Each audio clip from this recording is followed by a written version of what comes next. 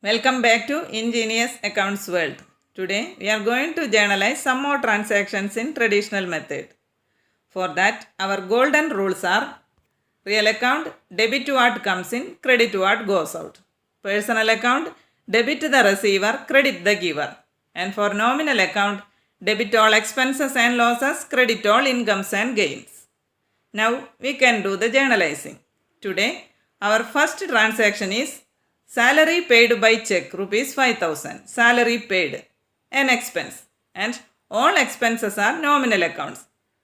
So we can apply the rule of nominal account. Debit all expenses and losses, credit all incomes and gains. Debit all expenses. So we can debit salary account.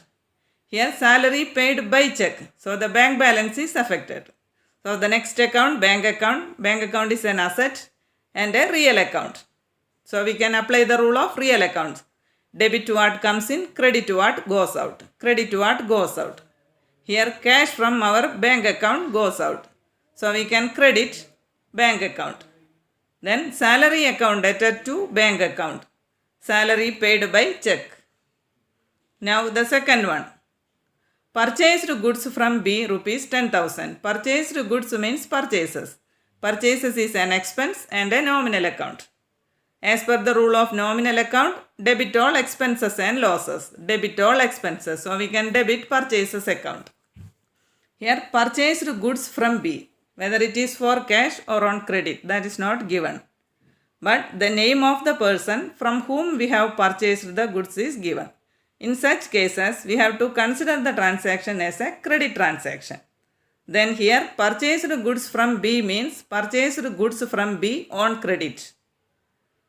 The amount is not paid. It is a payable amount. So we have to maintain B account. So the next account, B account, it is a personal account. As per the rule of personal account, debit the receiver, credit the giver. Credit the giver. Purchased from B means B is the giver. So we can credit B account. Then purchases account debted to B account. Purchased goods from B. Now the third one. Returned goods to B, rupees 2,000. Returned goods to B, so B account. Returned to B means he is the receiver. As per the rule of personal accounts, debit the receiver. So we can debit B account. Returned goods means returned the goods purchased by the business. At the time of purchase, we have debited the purchases account. Now the goods were returned. So we have to cancel the purchases or we have to cancel the debit given to the purchases account. To cancel a debit, we can credit the same account. So here we can credit purchases account. But we are not directly crediting purchases account. Instead, we are opening a new account called purchase return account and crediting that account. At the end of the accounting period, we will transfer the balance of this purchase return account to the purchases account. Presently we are crediting purchase return account. Then B account debted to purchase return account. Returned goods to B. Now the next one. Sold goods to C, rupees 7,500. Sold goods to C. Whether it is for cash or on credit, that is not given here. Here also the name of the person is mentioned. Then we have to consider the transaction as a credit transaction. Sold to C.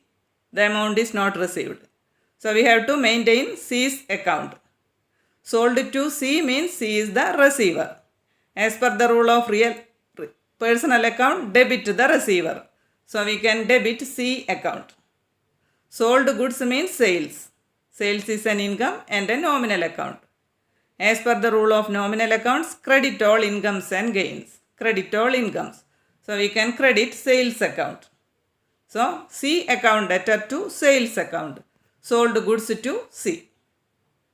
Now fifth one. C returned goods rupees 1,500. C returned goods means C returned the goods sold by the business. At the time of sales, we have credited the sales account. Now the customer returned the goods. So we have to cancel the sales or we have to cancel the credit given to the sales account. To cancel a credit, we can debit the same account. So here we can debit sales account. But here we are not directly debiting sales account. Instead, we are opening a new account called sales return account.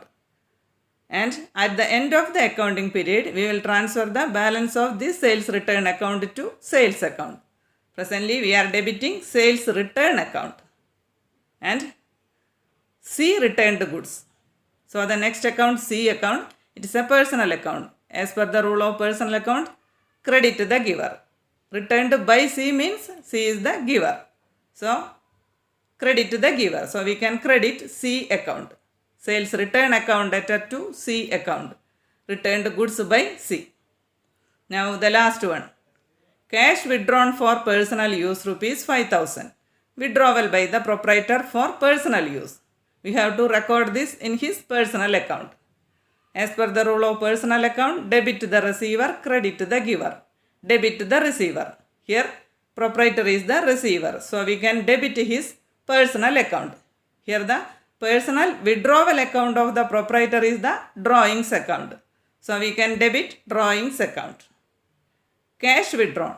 So the next account, cash account. Cash is an asset and a real account. As per the rule of real accounts, credit what goes out. Here cash goes out. So we can credit cash account.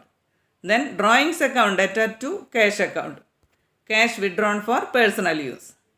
Okay, that's all for today. If you found this video helpful, please like, share, comment and subscribe my channel. Thanks for watching. Thank you.